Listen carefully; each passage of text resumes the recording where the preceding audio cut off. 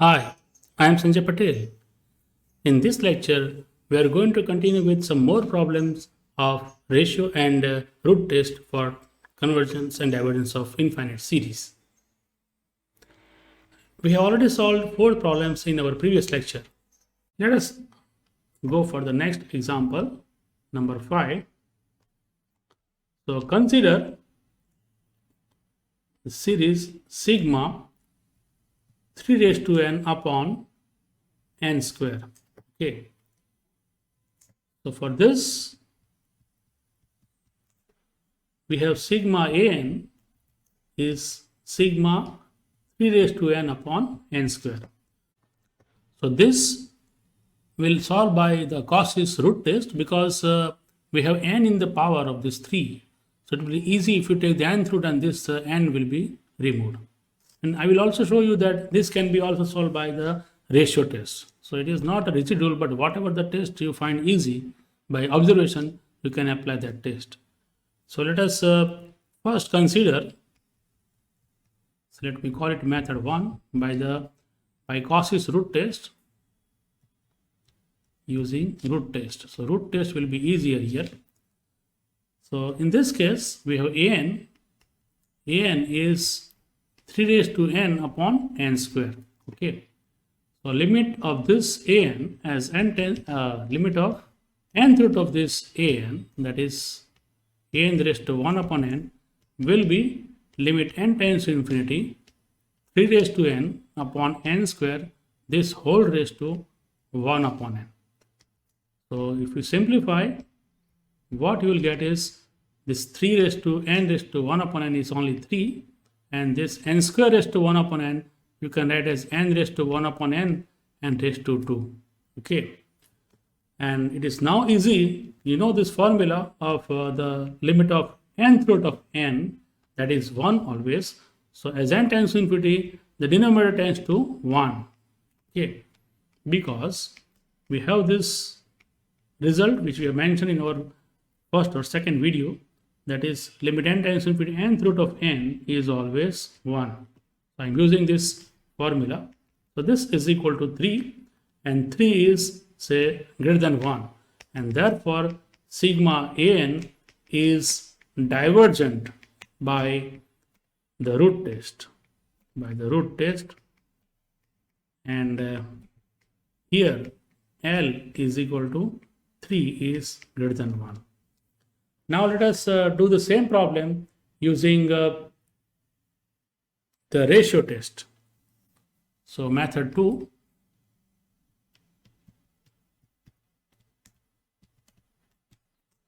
So here an is 3 raised to n upon n square, and therefore an plus 1 we can write as 3 raised to n plus 1 upon n plus 1 square. This is n.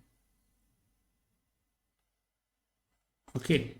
So therefore, in the ratio test, what we do, as you know, we find the limit of an plus 1 upon an of this ratio. And first we write an plus 1 as it is, 3 raised to n plus 1 upon n plus 1 square into 1 upon n means we have to write the reciprocal of this thing. So it will be n square upon 3 raised to n. Now simplifying this, this 3 raised to n and this 3 raised to n will be cancelled, only 1 3 is left. So this 3 into n square upon n plus 1 square I can write as n upon n plus 1 whole square. So this is same as limit n tends to infinity 3 into this n I can write in the denominator. So it is 1 upon n, and therefore I will get is 1 plus 1 by n, and this raised to 2. Now as n tends to infinity, 1 upon n tends to 0. So this gives us 3 into 1 upon 1 plus 0 square, and that is nothing but 3. So again we are getting the value of the limit L, and that is greater than 1, and therefore again by the ratio test, D'Alembert ratio test, sigma an is divergent. Okay. Therefore by the ratio test, by the ratio test, sigma n is divergent. Okay, because L is equal to 3 and it is greater than 1. So we have seen that in this case, in this example, we can apply both the test, root test or ratio test. But generally, when we have n in the power, we always apply the root test. Okay, let us go to the next example. Number 6. Okay, consider the series sigma n square plus 3 upon n square plus 3 upon 3 raised to n plus 2. Okay, so we have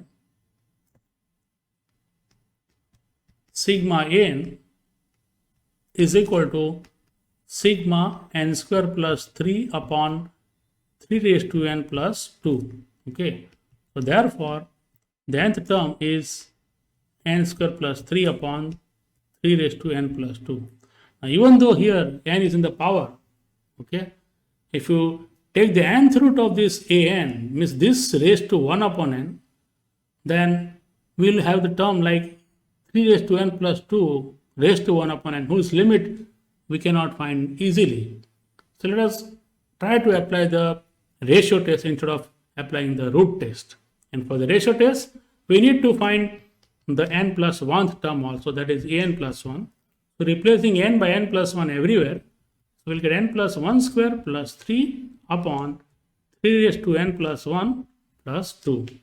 Okay, so therefore limit of the ratio an plus 1 upon an plus 1 upon an is limit n tends to infinity. We'll write n plus 1 first, so n plus 1 square plus 3. Or let me write this, okay, that I will do later on. I will expand this n plus 1 square later on in the next step. What I want is 1 upon an. This is an, so its reciprocal will be 3 raised to n plus 2 upon n square plus 3. Okay, now simplifying this further, we get limit n tends to infinity, n square plus 2n plus 1 plus 3, so I am writing n square plus 2n plus 4 upon 3 raised to n plus 1 plus 2 into 3 raised to n plus 2 upon n square plus 3. Okay, fine. Now for this, we can take these two terms together and write in the bracket n square plus 2n plus 4. They are both polynomial type of expressions. Okay, into this I am writing in the other bracket, that is 3 raised to n plus 2 upon 3 raised to n plus 1 plus 2. Now let us think how to find the limit of this thing, these brackets. For the first bracket, it is very easy. Whenever you have polynomial type of thing in the limit problems of finding limit of sequences, what we do is we divide numerator and denominator by the highest power of n. Here n square and n square is there in the numerator as well as denominator. So I divide each and every term in the numerator by n square and each and every term in the denominator by n square. So that will not change. So what I will get is n square by n square is 1. 2n upon n square, that is 2 upon n, plus 4 upon n square is as it is. Upon dividing every term in the denominator also by n square, we will get 1 plus 3 upon n square. Okay, and this into I want what to do here. Let us try to divide every term in the numerator and denominator by 3 raised to n. So what I will get here is, say, 1 plus 2 into 1 upon 3 raised to n. Okay, let me write this way. And here, if we divide by 3 raised to n, you will get 3 plus 2 into 1 upon 3 raised to n. Is this clear? Say, if we divide it by 3 raised to n, 3 raised to n upon 3 raised to n is 1, and 2 upon 3 raised to n. Here 3 raised to n plus 1 is there, so 1 3 will be left, plus 2 times 1 upon 3 raised to n. So this is equal to, now it is very easy because we know that as n tends to infinity, 1 upon n tends to 0, 1 upon n square tends to 0. So all these terms containing n will be 0. And here, as n tends to infinity, this tends to 0 because it is a geometric sequence with r is equal to 1 by 3. This I can write, this 1 upon 3 raised to n, you can write as 1 upon 3 raised to n. And we know this formula, limit n tends to infinity, say r raised to n is equal to 0 provided mod of r is less than 1. So here r is equal to 1 by 3 and mod of 1 by 3 is less than 1 is clear. So I can write directly the limit of this as 0. So final answer will be 1 plus this tends to 0, this tends to 0 upon 1 plus 0 into, in the numerator, 1 plus 0 upon 3 plus 0. You must write the reason here that, let me remove this.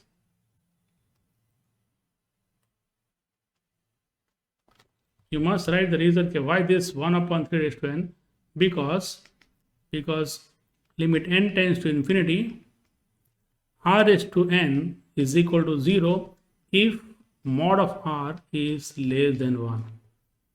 So the conclusion is this is equal to 1 plus 1, 1 plus 0 plus 0, all this is 1 and we'll get 1 by 3 as the final value. And that limit is less than 1. So what we have proved is limit of this ratio n plus 1 upon n is less than 1, and therefore the given series is convergent using the ratio test. So therefore, by the ratio test, sigma n is convergent. The given series sigma n is convergent as the limit L is equal to 1 by 3 is less than 1. Okay. So we have solved this another interesting problem. Let us take some more examples of different types. Say number 7. Consider this series 1 upon 2. This is also a nice problem, an important one. 1 into 3 upon 2 into 5 plus 1 into 3 into 5 upon 2 into 5 into 8.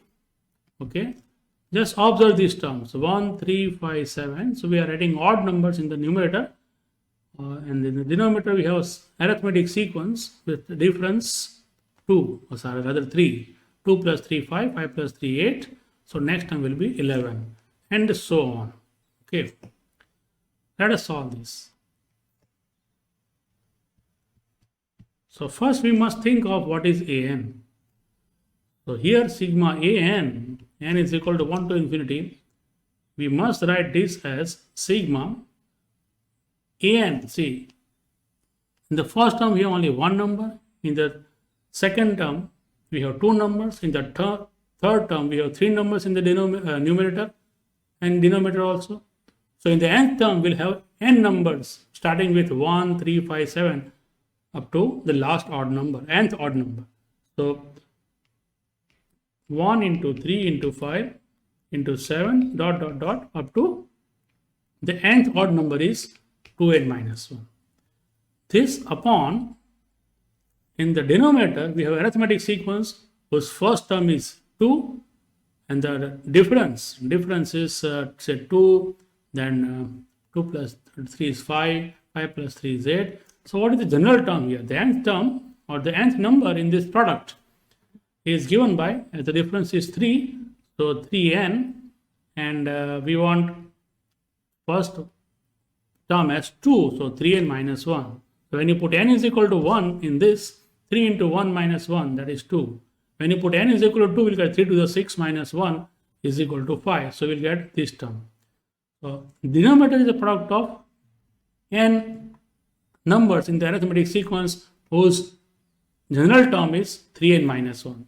So this I can write as 2, 5, 8 into 11 and so on. The nth term or nth number will be 3n minus 1. Okay.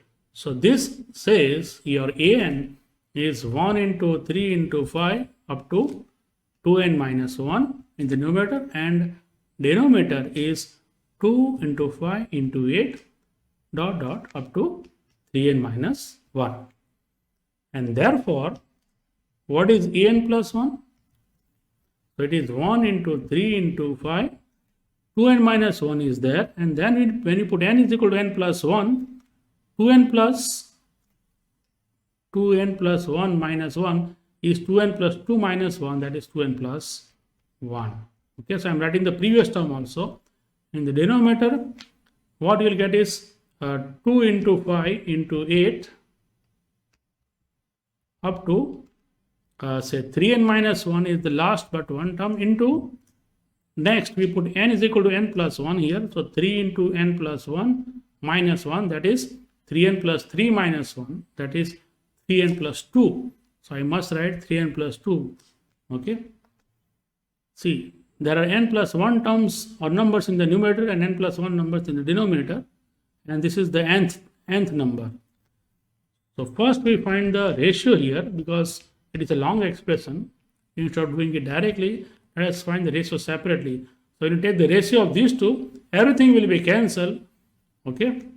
So we first write this as it is, and what remains is 2n plus 1 and 3n plus 2. If you take this whole thing divided by this, all these numbers will be cancelled, and only this last number will be left.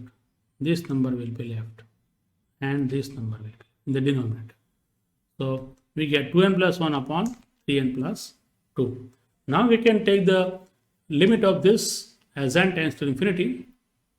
So therefore, limit n tends to infinity of an plus 1 upon n is limit n tends to infinity of 2n plus 1 upon 3n plus 2. Now how to find the limit of this? It's very simple. We have polynomial type of expressions in the numerator as well as denominator. We always divide by the highest power of n in both numerator and denominator. So here n raised to 1 is there. So 2 plus 1 upon n, dividing every term in the numerator by n and every term in the denominator by n. So 3 plus 2 upon n. Okay. So this gives you 2 plus 0 upon 3 plus 0, because as n tends to infinity, these two terms tend to 0. So final value of this limit is 2 by 3. Okay, and 2 by 3 is less than 1. So what we have put is limit of this ratio is less than 1, and therefore this series is convergent by the ratio test, DLMS ratio test. Okay. So therefore by ratio test sigma an is convergent series because the limit L is 2 by 3 and it is less than 1. Okay. So this interesting problem, an important one also. Let us go to the next one. Number 8.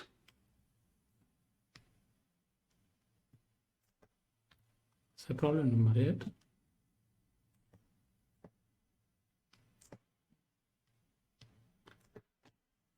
Consider this one, sigma n upon 2n minus 1 raised to n. Now you see that here we have this something raised to n. It is better that we think of applying the root test, the Cauchy's root test. So here sigma n is sigma n upon 2n minus 1 raised to n is there. Okay. So therefore we can say an is n upon 2n minus 1 raised to n. Okay.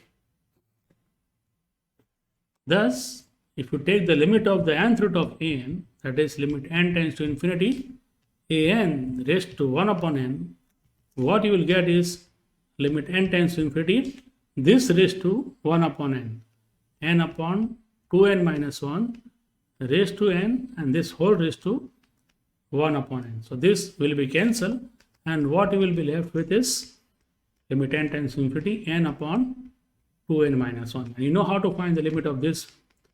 Just divide every term by n in the numerator and denominator. So n upon n is 1, and the denominator 2n upon n is 2 minus 1 upon n.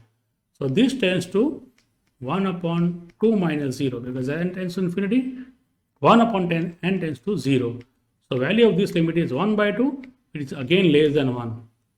So therefore the conclusion is, by the Cauchy's root test, the series sigma n is convergent series, because the limit L is 1 by 2 and it is less than 1. Okay. Let us take the next example, number 9. Consider a very important series in mathematics, 1 upon n factorial, n is equal to 0 to infinity.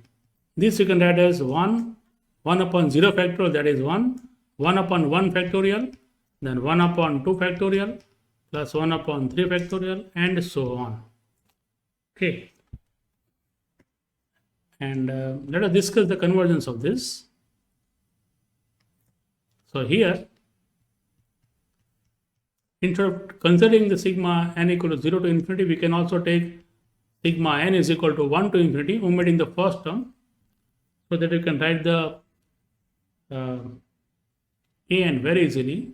So consider n is equal to 1 to infinity an, that is 1 upon 1 factorial plus 1 upon 2 factorial plus 1 upon 3 factorial. As you know, addition or omission of few terms from a given series will not affect the convergence. So I am not taking the first term here. So here, in this case, we can write this as sigma 1 upon n factorial, n is equal to 1 to infinity. That makes the things simpler. So n is equal to 1 upon n factorial. And when there is factorial, let us find the n plus 1 to apply the ratio test. So this is 1 upon n plus 1 factorial. And therefore, if find the limit of n plus 1 upon n plus 1 upon n, what you will get is limit n tends to infinity, 1 upon n plus 1 factorial into n factorial. That is nothing but limit n tends to infinity, 1 upon n plus 1 only. 1 upon n plus 1. 1 upon n plus 1, because this is say 7 factorial and this is 8 factorial. So 1 to 7 will be cancelled and we will get 1 upon 8 only. And this tends to 0 as n tends to infinity. So limit of this n plus 1 upon n is 0, which is less than 1. And therefore by the D'Alembert's ratio test, we can say that the given series is convergent. Okay. So therefore by the ratio test,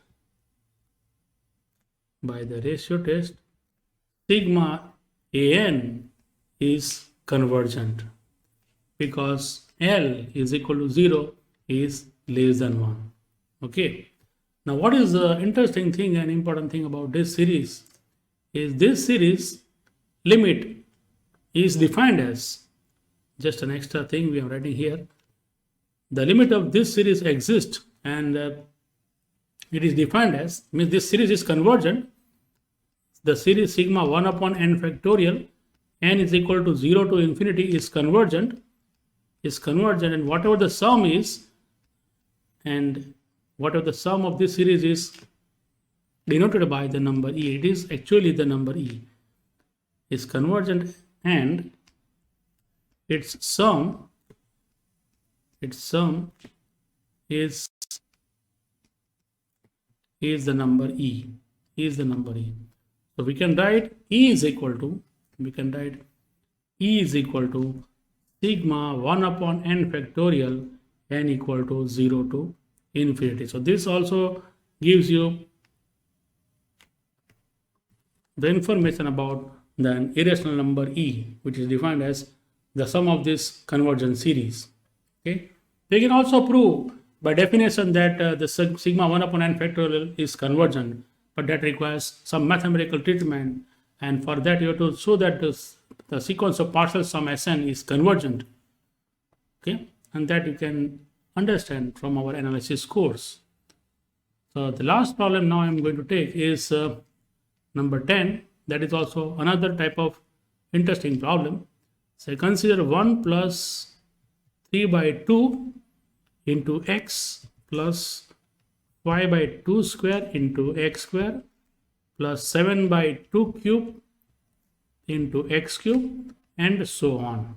Okay, where x is some real number, x is some fixed real number. It can be any real number.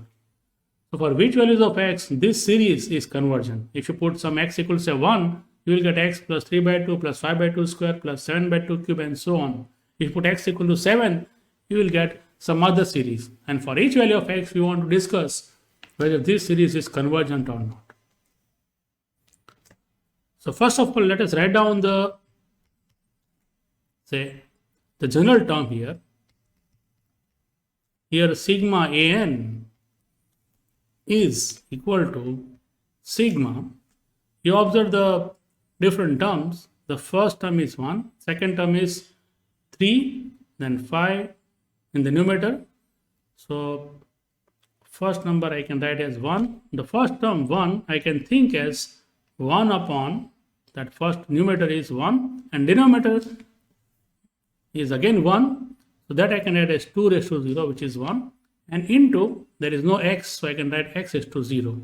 Okay, so this way I can think of the first term 1. The second term 3 by 2x. The third term is 5 by 2 square, 5 by 2 square into x square. So the general term or the nth term an you can write in this way. For n equal to 1, we want 1 here.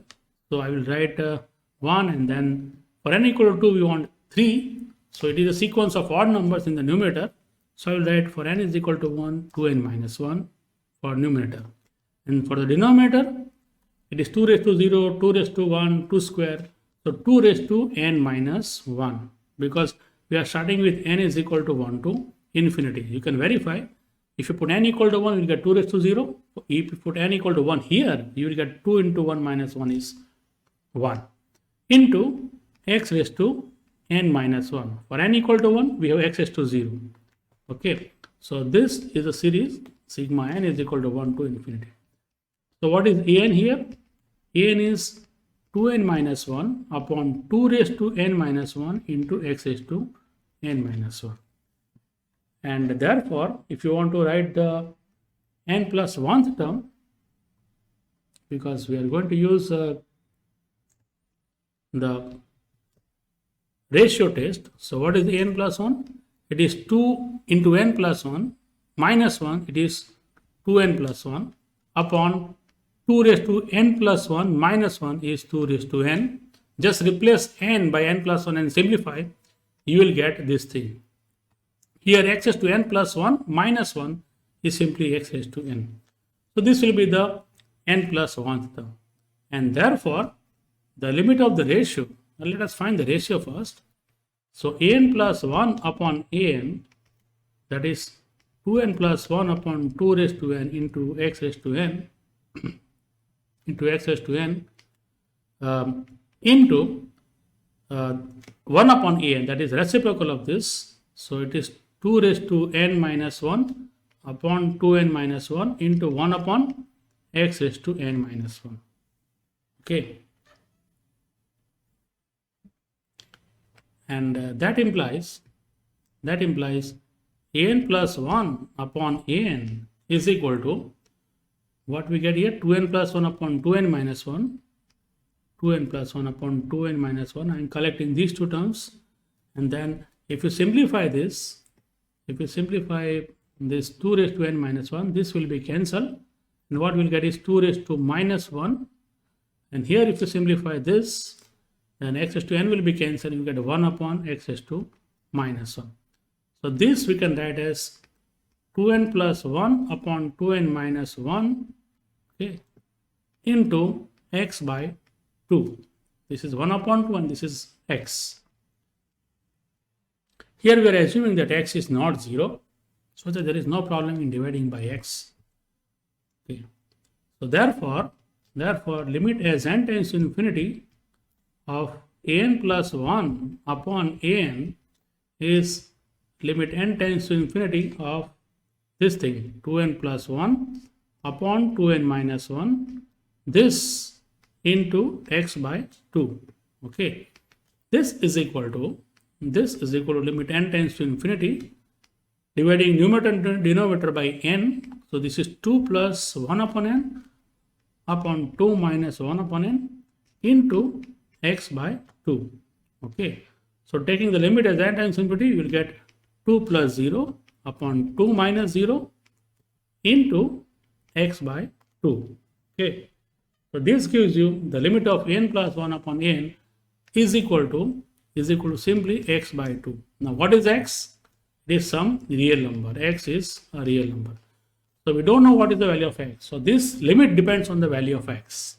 So for different values of x, the value of this limit is different. See, if x is equal to 1, it is 1 by 2. For x equal to 3, it is 3 by 2. When x is equal to 1, 1 by 2 is less than 1. When x is equal to 3, it is 3 by 2, which is greater than 1. Sometimes it is convergent, sometimes it is divergent. So we have to write a general conclusion for this convergence of this series in this case. But in any case, suppose if I call this as L, suppose this is L, then if L is less than 1, if L is less than 1, that is x by 2 is less than 1, which implies x is less than 2, then the given series sigma an is convergent by the ratio test. And if L is greater than 1, that is x by 2 is greater than 1, then x is greater than 2, and in this case sigma an is divergent by the ratio test. Okay. But for L equal to 1, the ratio test cannot be applied. So you have to think separately. So for L is equal to 1, if L is equal to 1, that is, if L is equal to 1, that is x by 2 is equal to 1, then we'll get x is equal to 2. Now what happens for x equal to 2, we have to think separately from our given series. The given series is sigma an is equal to this thing, and we have to put x equal to 2 here. Let us see what happens. Now, for x equal to 2, now sigma an, n equal to 1 to infinity, is sigma 2n minus 1 upon 2 raised to n minus 1, this thing, into x raised to n minus 1 was there. Let us understand again.